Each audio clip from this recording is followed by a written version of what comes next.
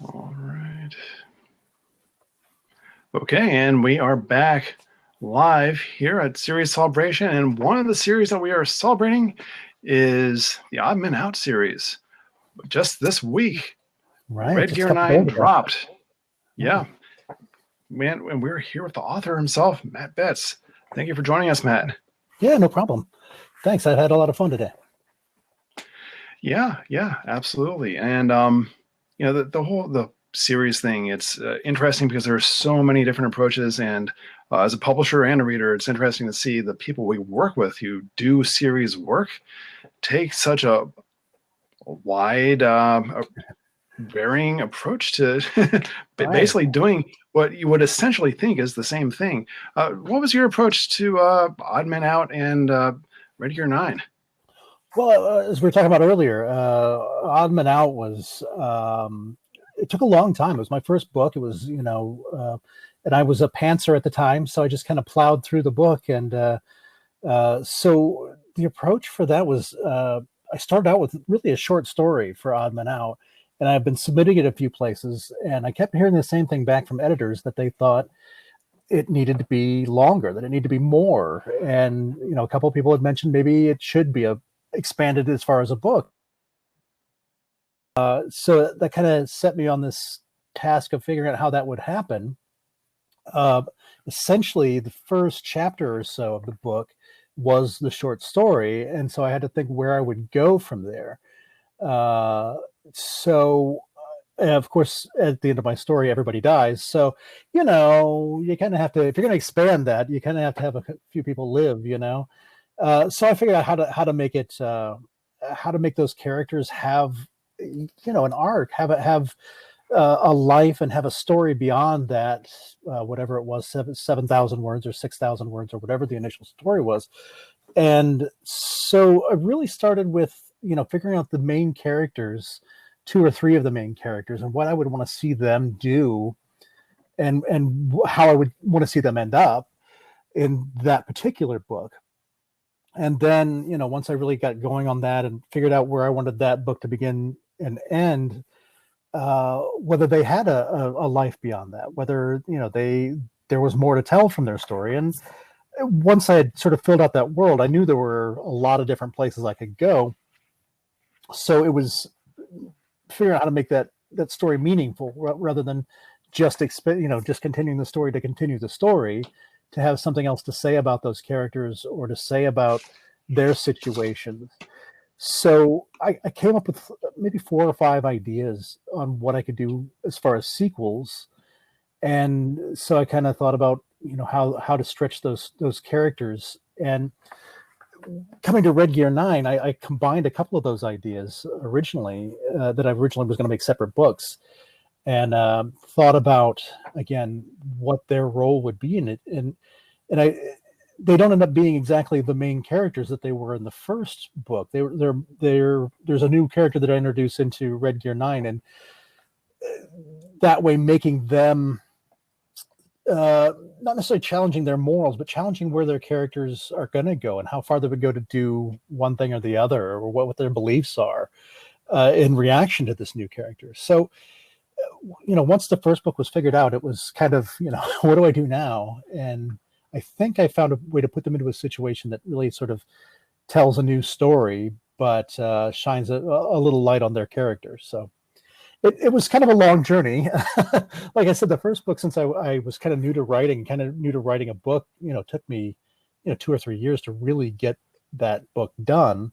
And then I was out, sending it off to agents for a while, and I was getting pretty good responses when I talked to Heidi, Heidi and I met years before at a conference, and sort of out of the blue, we kept in touch, and sort of out of the blue, she started asking me about how the book was doing. And so we sort of sat down and talked about it. And that's when she let me know that she was going to be editing some of the initial line there for Dog Star Books. And so we kind of talked about whether that book would fit. And so she read it, and that's, where it ended up in your lap, or in everybody's lap at Royal Screaming Press and Dog Star Books. And that's, that's how it came to life, at least as far as that story. Now, when you think about series fiction, there's a long tradition going back to, say, the pulp era, or even before. If you look back to the Victorian era with serialized fiction, and you'd mentioned starting off in journalism, where the serials were Yeah. really born in the weekly newspapers of the time. I know in England it was huge. Here in the United States, a lot of communities had their own serialized novels happening in the daily and weekly newspapers. Then, went out of fashion for a while, but now with the advent of ebooks, and especially now that we've been through the pandemic and everybody has been binge watching things, binge Sure. reading, binge fiction is becoming a thing. Do you think it's the chicken and the egg thing? Does the medium dictate whether we are really ready for series fiction, or do you think people just love series fiction and just want series fiction no matter what the outlet is? What was your drive? Well, I think as far as readers, I think people really enjoy getting to know that character or a series of characters and staying with them. I think that's a big driving part of that right now. And like you said, I think Netflix and Hulu and things like that really kind of drive that need to binge, a story, or binge, a character's arc or whatever. But you know, I think the more people, like for the pandemic and things like that, that are really want to sit down and read, or have the time to sit down and read, they want to follow that character as far as they can. And I think that's, like you said, it's been around for a long time, but I think it's a lot more prevalent now. If you go to a bookstore, or you go on to Amazon or whatever, you will see a lot more series. And I think a lot of people that self-publish a series, because a standalone book for someone who's self-publishing or with a very small press or whatever may not intrigue somebody as much, because they might say, well, this is a first-time author, this is a self-publisher, this is whatever. I don't know if I want to risk that one book, whereas another self-publisher that may have done a series and has a lot of reviews for that series or whatever, has had more eyes on the book, so to speak. They might do a little better as far as sales, or as far as reviews, just because people are strangely willing to put more time into a series than they are to a single book, I think. So yeah, like you said, it's had a long history, but I think right now is a lot of people realize that they can get published or publish themselves if they have a series that has a terrific arc to it, or has terrific characters to it. Yeah, I see companies like Serial Box who advertise themselves as like the HBO of fiction or what have you. And going from the reverse perspective, a lot of media companies are looking for the next Game of Thrones. I've seen like 3 articles about this week alone. Even though Game of Thrones, I guess that ended a couple years ago now in terms of the TV run. Obviously, the books are still forthcoming. Sure. But do you does that impact you at all? Does that influence you? Do you see your books maybe being media properties? Do you write with an eye towards that, or do you try to keep that out of your head while you're approaching the series? I do try and keep it out of my head as far as when I'm writing. Although, when I'm writing, I think I have sort of a cinematic style, because I see it in my head. When I do my research, when I do my character descriptions, I'll go and find an actor or somebody in even in like free images online that looks like I think that character looks. Not saying, hey, my character looks like Vin Diesel, so hopefully Vin Diesel is going to play him in the movie. It just happens to be that's the image I use to get into that character's head or whatever. But I'd love for them to be made in a series, certainly, but I keep that in somewhere in the back of my head, because I don't think you can think about that, what's going to happen to your property, unless you're a screenwriter or you're somebody that's already got that in with Hollywood or whatever, and has that book basically sold to be made into a movie. So I write with the best eye toward the reader and what they're going to experience and what they're going to, what sort of image they're going to make in their head when they're reading it, rather than, what might happen to it in a year or 2 years or never, so, or, in your dreams or whatever. But yeah, I'd love to see it, but I just can't think about that when I'm creating it. Sort of, I think that would change sort of the way I write if I was like, oh, let's see, the camera would pan over here, and you could have this guy step out of the shadows, and I think it would change my work too much to have that thought. It would sort of limit what I can do, to say, well, can they make this into a movie? If they do that, is the budget going to be this much for the special effects? Whereas I can do anything I want as a writer, But and on that note, as far as you mentioned, you were talking about Game of Thrones. I don't know. I'm sure you were there.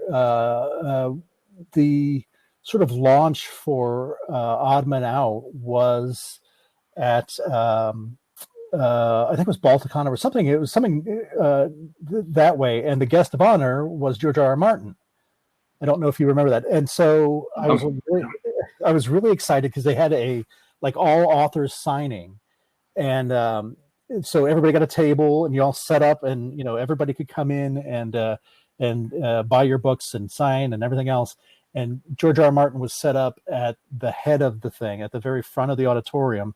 He was up on like a riser. He was up on a stage sort of thing. So we were getting all set up. I was ready to go, and stepped out into the hallway outside the auditorium. And as soon as you walk out, there was, and again, this is like one of my first signings, there was a line all the way down the hallway of this hotel, and then it goes around the corner and down the next hallway. And I was so excited until I realized they were all holding Game of Thrones stuff. It was early on, like when the show maybe first started, I think, or they all had his books. So people came up and got their things signed by him, and they left. They didn't hang around and talk to anybody else. So I was excited to see this many people at my first book signing, and there were probably 50 or more other authors there, but pretty much they went up and got their George R. R. Martin stuff and took off as soon as they were done. So it's one of those experiences where you say, I had 200 people at my first book signing. They didn't stick around, but there was tons of people there.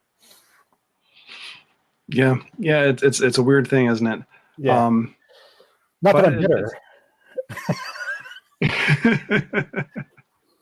Well, it's interesting. I mean, I'm sure you're still finding new readers through your first book in the series coming to you. And also, you do other series work in terms of, you've done stories for comic books, you've done work in a shared universe situation.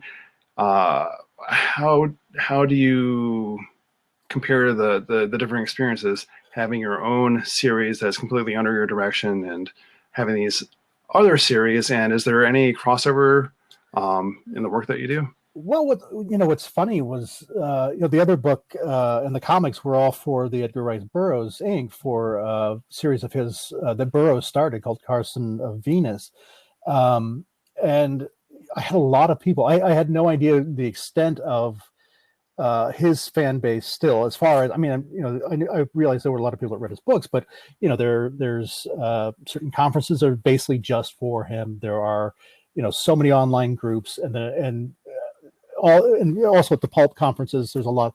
So I met a lot of people just talking about it before it even came out, and then of course when it came out was during the pandemic, so we couldn't really go to conferences.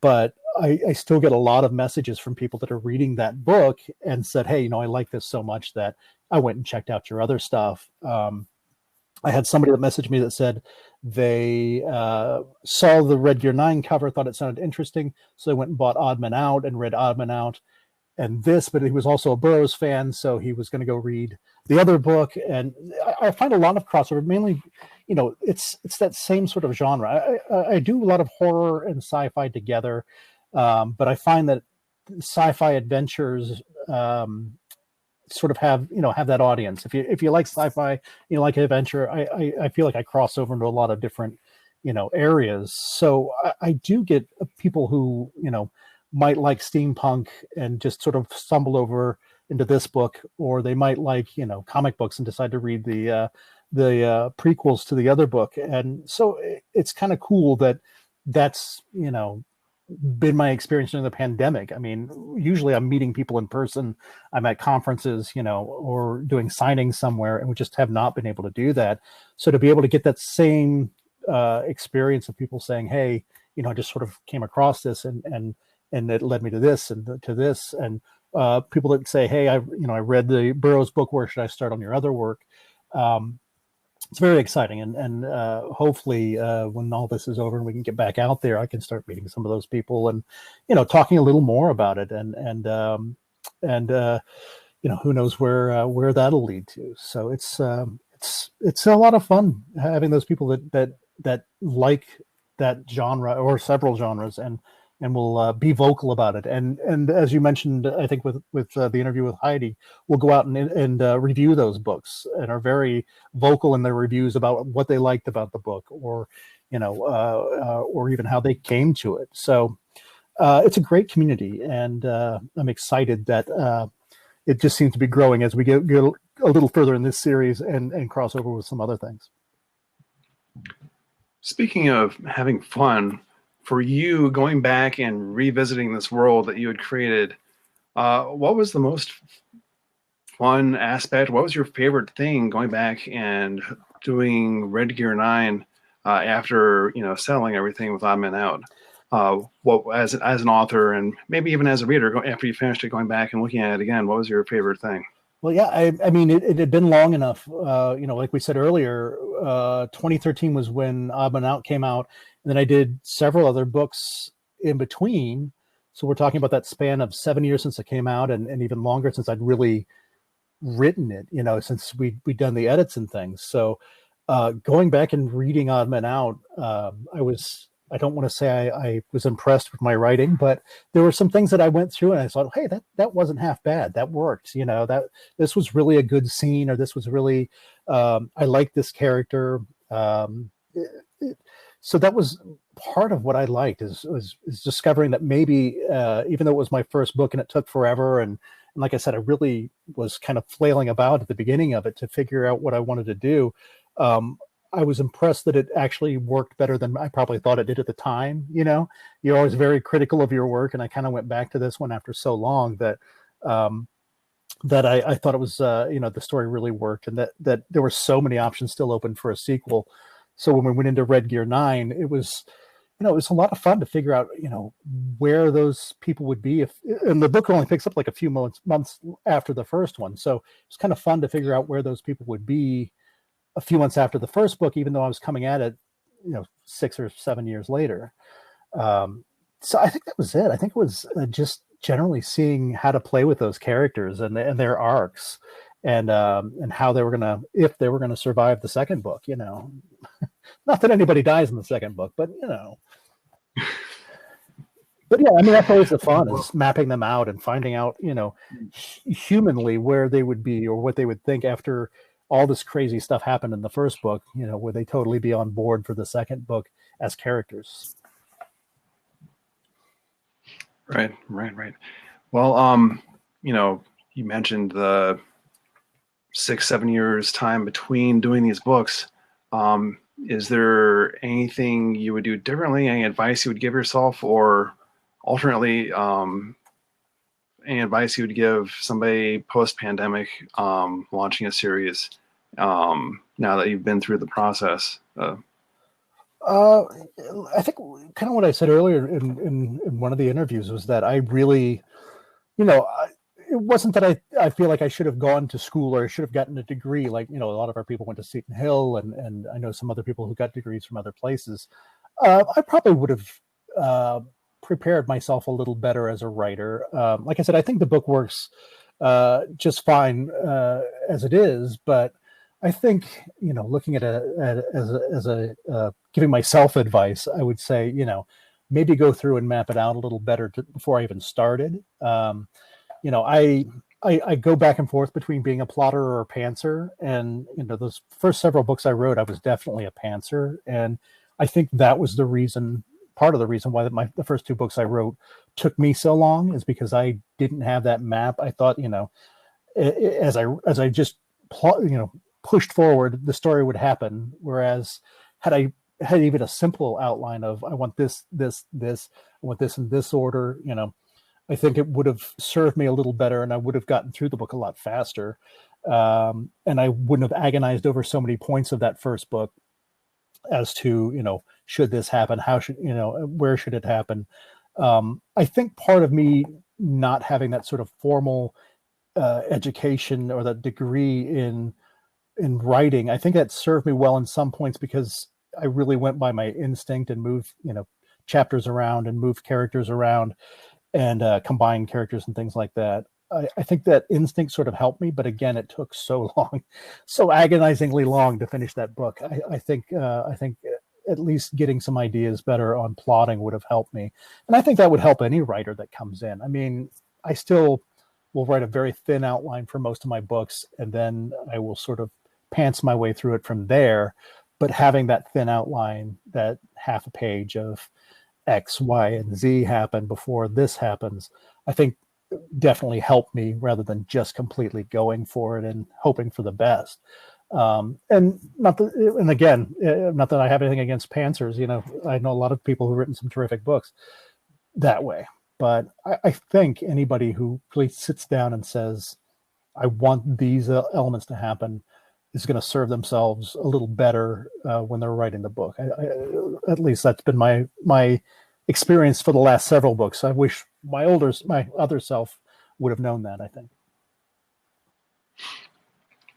So now, moving forward, what can people expect from Matt Betts? I know some of the licensed work, it's really tightly under wraps, and you may or may not be able to talk about certain things, but are we going to see a lot more series work coming from you? I think there's a series that I just pitched that may be coming up. It sounds like they're interested, but it's not nothing signed, as they say. So hopefully that'll come around. That'll be something fun with cryptids. And beyond that, I don't know. The other book that I'm actually working on right now is intended to only be standalone. It's not meant to be a series. There are little places in it right now that I could see using it as a series, but I think it would be a stretch. So I really enjoyed writing in the series, so I'd like to do a little more of it, but right now it's up in the air. So your guess is as good as mine. Stay tuned, I guess.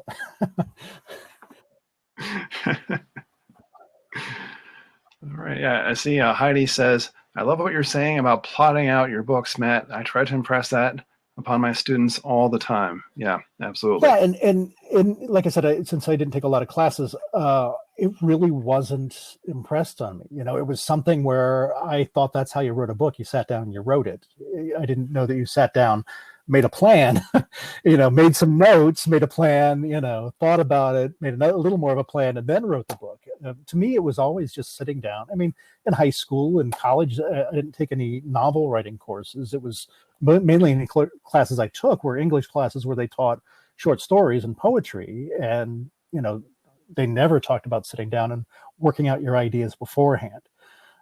So I just assumed that was the way it worked until I started actually going to conferences and going to workshops. And I joined a writers group here that people started talking about outlining and how it, how that was going to work. I mean, to some extent, when you did essays in high school and stuff, they talked about outlining and what's your paragraphs and things like that. But I just, to me, never made the connection to novels. It was sit down and go for it. I mean, you never saw a movie where, or a TV show where Hemingway sat down and said, all right, well, I got to write my outline, or whoever the character was. They just sat down and went for it. I'm thinking of, what was that series with Nathan Fillion where A Castle, he never sat down and wrote, he never said, let me check my outline. No, he sat down and wrote the book, So I just assumed from, television would never lie to me. So I just assumed that you sat down and wrote a book and there was not much more to it. So I'm glad that I learned there was more to it. Yeah. Albert Wendland says, I think our first book is often a by the pants, shot in the dark experience, walking through a dark tunnel with a light that only shines Wearing behind you. sunglasses. Right. I think so. Yeah. I think that's definitely true. All right. Well, any parting thoughts for our audience when it comes to series fiction, for the audience, and what you as maybe as a reader love about series fiction? I think kind of the way what I mentioned earlier. It's for me. It's finding those characters. I know. I think Heidi and a couple other people were talking about the world and drawing people in with the world building. For me, I like to follow that character. That it may not be the perfect character. It may not be that the good character. It might be the villain of the book. But for me, it's finding a character and either identifying with them or identifying with their motives or something along that lines that gets me involved. And then it's the world building for me as a reader, at least. For me, it's character above everything else, I think.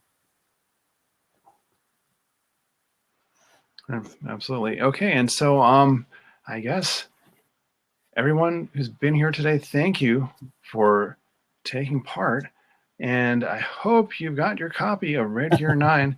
If not, where can people catch up with you, Matt, to find out more? They can go to mattbetts.com. I wasn't smart enough as say Heidi was to get my name exactly the same on all of my stuff. So you can go to Betts_Matt at Twitter. But you can also go to mattbetts.com and find everything. And I forgot to mention, or wanted to mention, that if you go to mattbetts.com, there's a sign up for my newsletter. And if you sign up for the newsletter, you have the option to download a short story, which is sort of adjacent to the same world as Red Gear 9. It's a short story that features Lucinda, one of the characters from Odd Man Out and Red Gear 9. So if you sign up for my newsletter, you'll be sent a link and you can download that there. It's a lot of fun. It's like I said, it's sort of adjacent to the stories we're reading now, but it does feature some of the characters from the book. So check it out. All right.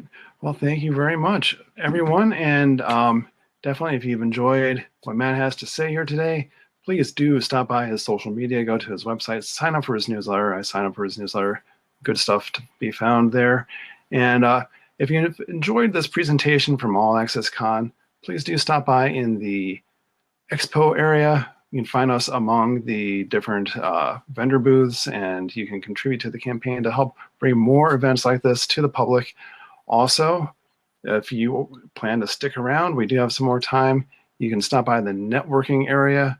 You'll see the networking tab there where you can have one-on-one sessions with other members of the audience and talk about books, maybe pass off contact information, what have you, maybe work out some, graph for reviews or whatever. I don't know. That's all up to you. I don't have any part of that. But thank you for being here. And Matt, so good to see you again. Good to see you too. Yeah. Best of luck with everything, everyone. Take care.